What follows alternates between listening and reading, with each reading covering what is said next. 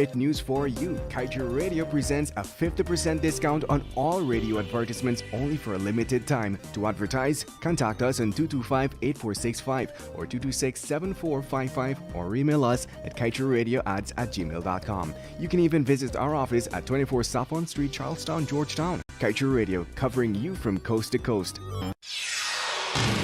This is the news on top of the hour. Live from our studio in Georgetown. Kaieteur Radio, 99.1 FM. It is now 19 hours in Guyana, or 7 p.m. Good evening to you. I'm Kevin Smith. Welcome down to your nightly newscast. Cargoes to Europe averaged 110,000 barrels per day from January through early September, according to Refinitiv Icon tanker tracking data. More than the entire daily volume shipped to all destinations in 2021. The shipments grew as Guyana's second floating production, storage, and offloading facility began pumping this year. Oil producers in Guyana this year have boosted exports to European buyers, seeking alternatives to Russian crude, according to vessel monitoring data. Government bans on Russian oil since the invasion of Ukraine have spurred demands for alternative crudes, and Guyanese oil fits refiners from Britain to Italy better than rival Latin American grades do. So far this year, 49% of Guyana's total oil exports have headed for Europe. And though the Guyana government has indicated its desire for the expeditious development and production of the Stabroek Block's hydrocarbons, those in charge of the operations must also do so with the strictest adherence to the nation's environmental rules.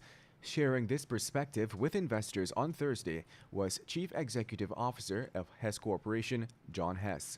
Hess was keen to note that the government has been very pro-business, adding that the only way to develop the economy and improve the standard of living for the people of Guyana is to accelerate the development of their resources. And out of its $21 billion budgetary allocation, the Ministry of Home Affairs in just 6 months spent approximately $11 billion to ensure the safety and security of the public, so said the Ministry of Finance in its mid-year report. It detailed the performance of the economy in the first half of the year. The Guyana Police Force, an agency of the Ministry of Home Affairs, the report stated, expended in just half a year $7.9 billion in strengthening its operations. Meanwhile, Britain's Queen Elizabeth II died on Thursday at the age of 96, ending a generation-spanning 7-decade reign that made her a beacon of stability in a tumultuous world, according to the BBC. Her son, King Charles III, has ascended to the throne and is at Buckingham Palace in London after spending Thursday evening at Balmoral Castle in Scotland. He is expected to address the nation. The UK has entered a period of official mourning, with formal gun salutes to the Queen ringing out and tributes from around the world flooding in. And the still-to-be-established Petroleum Commission, some 7 years after Guyana would have announced crude in commercial quantity, could present an added layer of protection against unscrupulous oil spending, thus providing Guyana with increased oversight of oil operators' expenditure. This was made clear in the 2017 Petroleum Commission bill, which was tabled in the last parliament by the former APNU-AFC government ahead of a no-confidence motion that caused the early dissolution of parliament and the eventual death of the law governing the semi-autonomous agency. And over 200 households at Providence on the east coast of the Marara were affected when the sluice door collapsed early Thursday morning, causing massive flooding in the community. The door collapsed at approximately 2 hours after developing a breach, resulting in flooding in some parts of the area. Minister of Agriculture Zulfikar Mustafa explained that the door collapsed as a result of the tide that engineers from the National Drainage and Irrigation Authority were on site working to address the situation to bring relief to those affected.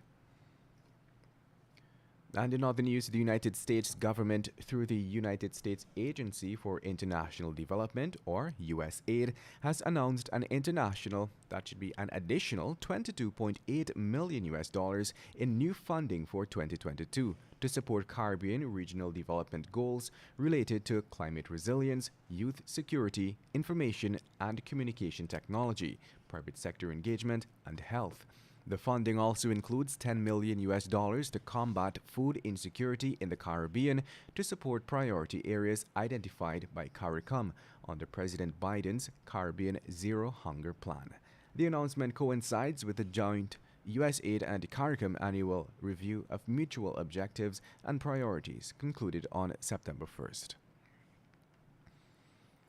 And in other news, a new report by London-based energy and climate finance think tank Influence Map revealed that 5 major oil companies, including ExxonMobil, have been spending tens of millions publicizing and portraying themselves as being climate-friendly. But in reality, only a small chunk of their investments goes into low-carbon development. The report cited Exxon, British oil company BP, Royal Dutch Shell, Chevron, and Total Energies. It said the companies spend $750 million a year polishing their climate credentials, giving a breakdown of the green PR made by the oil companies compared to what they actually invested in low-carbon activities. Influence Map revealed that ExxonMobil made green claims in 70% of its communications, while devoting a mere 8% of capital expenditure to low carbon. And to wrap things up this evening, let's tell you that President of the Guyana Teachers Union, Mark Light, said teachers in this country are being treated as third-class citizens, even as he warned the government of a more robust representation of the educators this year. He said teachers are being treated as third-class citizens in Guyana, and it is time that school administrators and teachers take a stand to send a clear message, making reference to what he termed acts of discrimination against teachers. In a video statement on the reopening of schools, the GTU president promised to address decade-old problems confronting teachers.